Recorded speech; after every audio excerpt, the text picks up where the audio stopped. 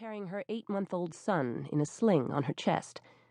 Last fall, in a single semester, she had produced both the baby and a book on sexual ambiguity in Dickens.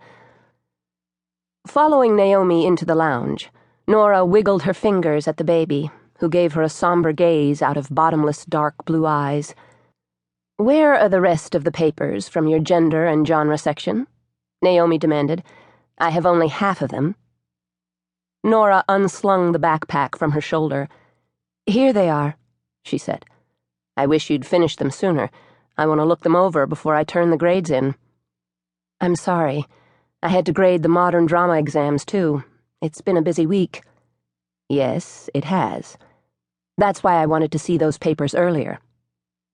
Naomi leafed through her mail, flicking most of it into the trash and then sliding a thin envelope with Italian stamps into the lustrous leather jaws of her slim briefcase. It wasn't the best time to bring up any kind of request, Nora saw, but she had no choice. "Actually, I wanted to mention," she began. "I decided to apply for that travel fellowship, the Bloom-Forsyth grant. I was wondering if you could write a recommendation for me." "I thought you weren't going to apply for that."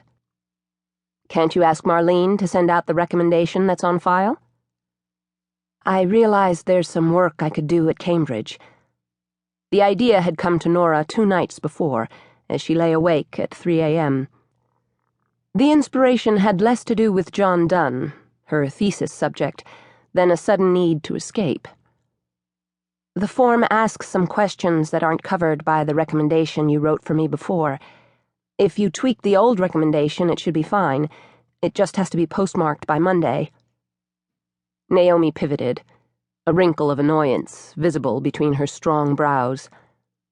"You know, I'm boarding a plane Sunday to fly to London. I don't know if I'll have time."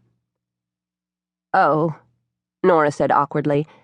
"I didn't realize you were leaving so soon." Naomi sighed and ran a hand through her hair, which was growing long, Nora noticed. Naomi usually had it cut on one of her frequent trips to Europe, one of the side benefits of having a boyfriend in London. "Come into my office, Nora. I want a word with you." As Nora lowered herself onto the steel and leather chair in front of Naomi's desk, Naomi shut the office door. Nora's stomach tensed. "I should tell you that if I do write you a new recommendation," Naomi said, "I don't know that I'd have anything very positive to add." Nora blinked. "Really?" "I haven't seen very much from you this year, just the one thesis chapter. It was fine, but you finished it back in November, and here it is May." "I wrote that Dickinson paper, Wild Nights, The Erotics of Evasion. One of the journals was interested, so I've been revising." "It's a good paper, and I'm sure you could publish it, but you shouldn't be spending time trying to publish a paper so removed from your dissertation topic. I was hoping that I'd see at least one more chapter from you before the end of this school year." "Well, I've been working hard. I'm just not making much progress." Nora paused, but Naomi said nothing, so she plunged on. "I'm starting to think. I'm just not sure I can say much that's new about gender politics in Donne." "Nora, when you chose your topic, we discussed the pitfalls of writing about a canonical author like John Donne. It can be difficult to find unplowed ground." Hundreds of authors to write about, and yet it seemed that every single one had already been chewed over by packs of other hungry doctoral students. Even poets who had written only a handful of decent poems in their entire lives were the subject of lengthy, arcane, lovingly argued dissertations. And someone good, like Shakespeare or Bronte or Dickinson or Dickens, or Donne?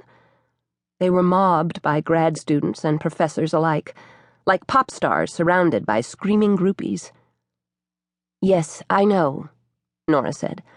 "So I'm wondering whether it might be fruitful to look at another writer, too.